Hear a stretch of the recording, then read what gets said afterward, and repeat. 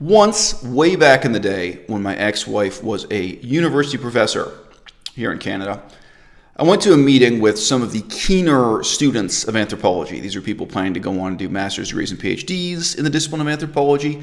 And there was a young man, not so much younger than myself, but I happened to be married to a professor, and he was talking about his lack of self-confidence, his misgivings in trying to write peer-reviewed articles, write articles to be published in academic forums. And he said, this was an interesting thing to say, he said, I feel like I don't know anything, I don't have anything to offer in this article except that I read these 3 books. And I said to him, don't you realize that's the most precious and that's the most valuable thing of all? Because think about all the people who do not have time to read those 3 books, and think about how really valuable it is for them to hear you compare and analyze those books. And ultimately, there's something impalpable and profound that's brought to that comparison by you, because you're the one doing the work. You're the one doing the analysis, right? Now look, I got a real palpable example here. This huge stack of paper, this is just 3 books. This is 3 books, all dealing with the question of the relationship between China and Central Asia. So we're talking about China and its expansion west to include places like Xinjiang, and then Tajikistan, Turkmenistan, Uzbekistan, that part of the world in relation to China. If I read these 3 books, and I really put my heart into it, I take notes, I pay attention, I'm really trying to learn from this, trying to learn this history, I'm trying to learn the politics, okay? How many people on planet Earth will be more of an expert than I am in this specific topic, the relationship between China and Central Asia? I know you'd like to believe that there are just thousands of people out there who have the time to read these 3 books. It's a very heavy stack. And I know you'd like to believe that the government of Canada and the government of England and the United Nations all employ huge numbers of scholars and experts who are keeping up with this. They don't exist, okay? The real level of expertise in any one area of specialization, it boils down to remarkably few people, even in the year 2020. You will find. But even if I am much less of an expert in this topic, okay, I have the self-confidence to come on YouTube and make a video talking about these political questions. Why? Just because I am the guy who read those 3 books, okay? And in reading those 3 books, it doesn't make me an expert. But what I can present to you in the comparison, contrast, and analysis of those 3 books, it's going to reveal something about myself. There's something I add to it, even in the narrowest reading possible. Even if the only thing I add to it is what I'm taking away, because I have to choose the short selections and quotations and themes and topics that I'm going to discuss here. I can't talk about each book from cover to cover, right? Even if that's it, it's selection and omission. That still is something I'm contributing to this creative process. And my perspective and what I care about and what seems important to me, that may be very different from what seems important to the small number of people who are employees of the United Nations. Let's be real, the small number of people who are employees of the CIA who study this kind of thing, right? I may be able to bring something really, really valuable to it, right? So obviously, I'm making this video partly to encourage people in my own audience to get engaged, be creative, make their own content this way. You and you and you, all right? That what you can do just by reading 3 books on a given topic really matters.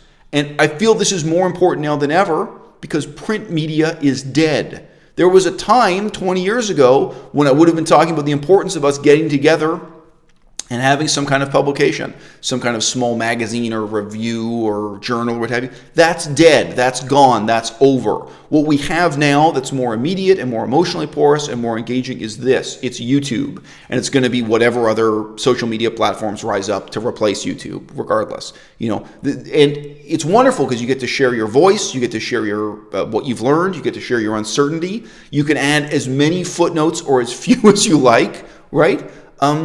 This is an opportunity for each of us, and it can be empowering. But most people, most of the time, experience this as denigrating humiliating, and disempowering, right? Because the voices are always out there. The voice is asking, who do you think you are?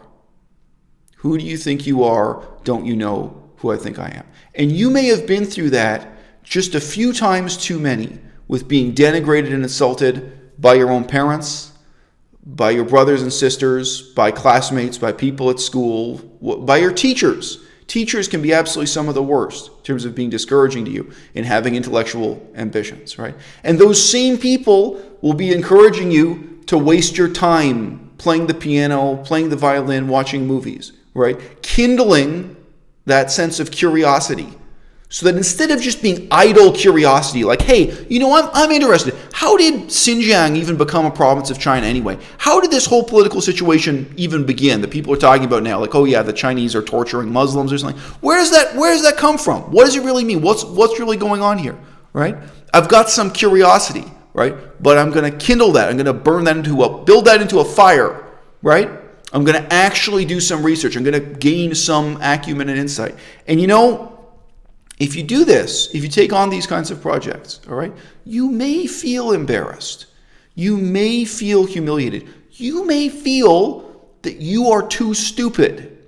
You may feel that way while you're doing the reading. You may feel that way when you're watching the YouTube video back afterwards. You may think, you know what? I'm not very good at this. I'm not smart enough. I'm not bright enough. I don't have enough to contribute. And then you can get motivated to do better. Then you can see what the problem is. You can hear it. You can feel it, right? And no other medium is like that. I think it's very easy to remain deluded about your own greatness in the written form. And when you've got to sit there and watch the video and hear yourself explain back what it is that's important out of these 3 books you've read on any topic, I think it's a tremendous incentive. I mean, whatever, record the video 10 times. Record it once, stop, come back and do it 6 months later even. You know, let you collect your own thoughts, reflect on it. If you're stupid, wouldn't you want to know? Wouldn't you want to see it? Wouldn't you want to feel it? Wouldn't you want to figure out what the problem is and try to fix it? Because if you're too dumb to do this kind of analytical and creative work yourself, how is that going to change? It's not going to change by other people denigrating you and humiliating you and insulting you and telling you, who do you think you are, right? It's going to come from you having some kind of positive motivation to engage in this analytical and creative work. You engaging in active research to present an informed opinion, right? And then you've got to be self-critical. You've got to figure out what your weaknesses are. What were the parts of that video I created, that summary, that didn't make any sense? When I was reading these books, what was it I couldn't understand? You can be honest with yourself about that also, right?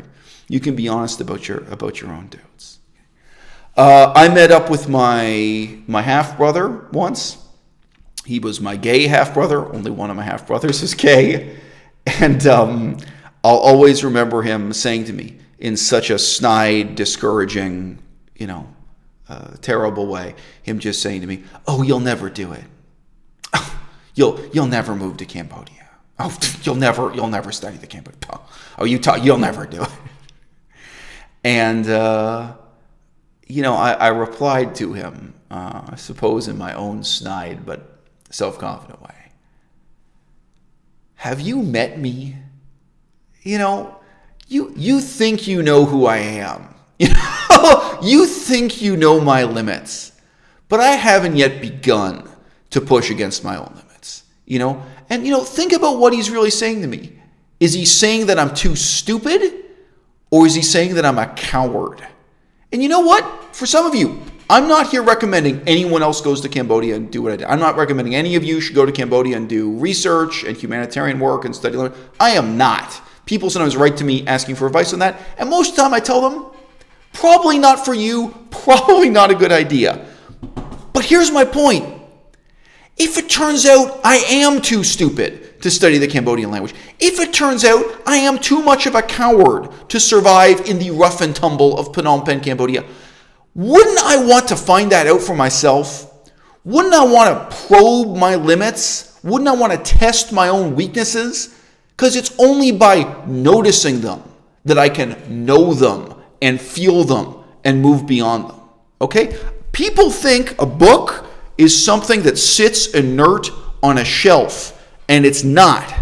It really is an opportunity for you to profoundly challenge who you are and improve and move beyond that. And people talk about this stuff like it only happens when you're 14 years old, like you go through one kind of transformation and then that carries you to retirement. All right? There was a time when I knew nothing about the politics and history and religion of Cambodia. I remember the first time I saw the word Cambodia in a comic book, and I asked my father about it as a child. We are all born ignorant. And there was a time when I didn't know the difference between China and Japan. And there was a time when I didn't even know Buddhism came from India and didn't come from Japan in the first place.